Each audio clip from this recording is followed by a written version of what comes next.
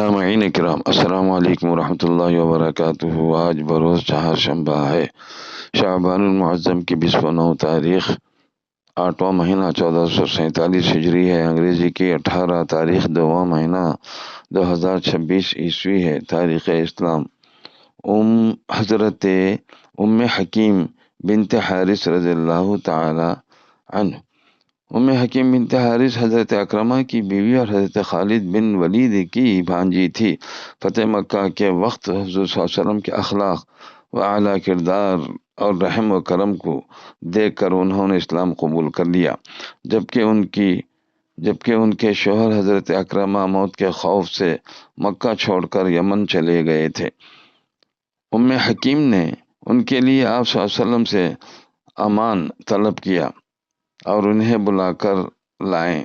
جب مکہ کے قریب پہنچے تو حضور نے فرمایا، اکرمہ تمہارے پاس مومن و مہاجرین بن کر آئے ہیں۔ چنانچہ انہوں نے آپ کی خدمت میں آ کر ایمان قبول کر لیا۔ یہ اسلام کی صداقت اور حقانیت کا نتیجہ ہے کہ توحید و رسالت کے سب سے بڑے دشمن ابو جہل کے گھرانے کے یہ افراد اسلام میں داخل ہو گئے۔ حضرت حکیم رضی اللہ تعالیٰ عنہ اپنے شوہر کے ساتھ جنگ یرموک میں شریک ہوئیں۔ اس میں حضرت اکرمہ رضی اللہ تعالیٰ عنہ شہید ہوئے۔ عدت کے بعد حضرت خالد بن سعید رضی اللہ تعالیٰ عنہ نے ان سے نکاح کر لیا اور تمام مجاہدین کو ولیمے کی دعوت دی۔ عدت کے بعد حضرت خالد بن سعید رضی اللہ تعالیٰ عنہ نے ان سے نکاح کر لیا اور تمام مجاہدین کو ولیمے کی دعوت دی۔ ابھی مجاہدین دعوت ولیمہ سے فارغ بھی نہ ہوئے تھے کہ رومی فوج نے حملہ کر دیا اور جنگ شروع ہو گئی اور خالد بن سعید بھی شہید ہو گئے۔ تو حکیم نے خیمہ کی ایک لکڑی لے کر بڑی بہادری سے دشمن کی فوج میں حملہ کیا اور 7 رومیوں کو موت کی گھاٹ اتار دیے۔ پھر اس کے بعد عمر فاروق رضی اللہ تعالیٰ عنہ کے نکاح میں آئیں اور انہی کے دور خلافت میں 20 ہجری میں وفات پائیں۔ مدینہ منورہ کی ہر چیز کا روشن ہو جانا۔ ترمذی شریف کی حدیث 3618 انس بن مالک رضی اللہ تعالیٰ عنہ سے مروی ہے۔ حضرت انس رضی اللہ تعالیٰ عنہ فرماتے ہیں، جس دن رسول اکرم صلی اللہ علیہ وسلم ہجرت کر کے مدینہ تشریف لائے، اس دن آپ صلی اللہ علیہ وسلم کی آمد کی برکت سے مدینہ منورہ کی ہر چیز روشن ہو گئی، اور جس دن رسول صلی اللہ علیہ وسلم نے اس دنیا سے پردہ فرمایا، اس دن آپ صلی اللہ علیہ وسلم کے چلے جانے سے مدینہ منورہ کی ہر چیز پر اندھیرا چھا گیا۔ ان ابی شبل رضی اللہ تعالیٰ عنہ سے مروی ہے، حدیث نمبر 1283، اللہ کے رسول نے فرمایا، جب تم میں سے کسی کو نماز میں بھول چوک ہو جائے تو سجدہ سہو کر لے۔ مسلم شریف کی یہ حدیث۔ اگر نماز میں کوئی واجب بھول سے چھوٹ جائے یا واجبات و فرائض میں سے کسی کو ادا کرنے میں دیر ہو جائے تو سجدہ سہو کرنا واجب ہے، اس کے بغیر نماز نہیں ہوتی۔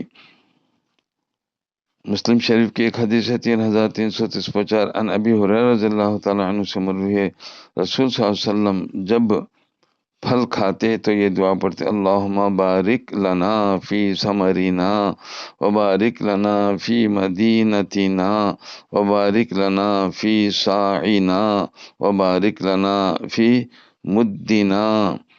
اے اللہ، ہمارے پھلوں، ہمارے شہر، ہمارے ساع اور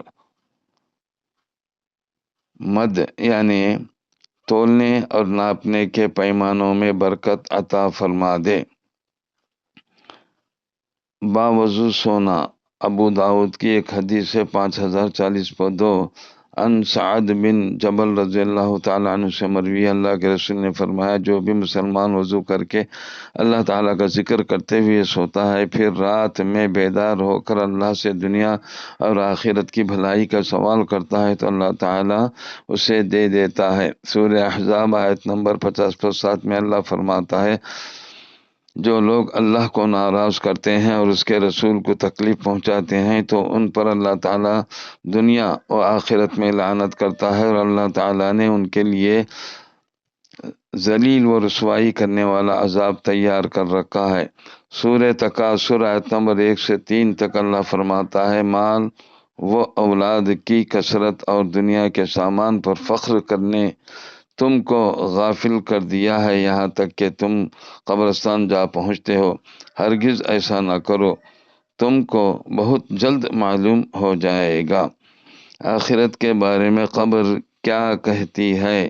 بہقی فی شعب الایمان 430 ان سعد بن بلال رضی اللہ تعالی عنہ سے مروی ہے، اللہ کے رسول نے فرمایا، قبر روز آنا پکار کر کہتی ہے، میں غربت اور وحشت اور کیڑوں کا گھر ہوں، میں آگ کا تنور ہوں یا جنت کا باغ۔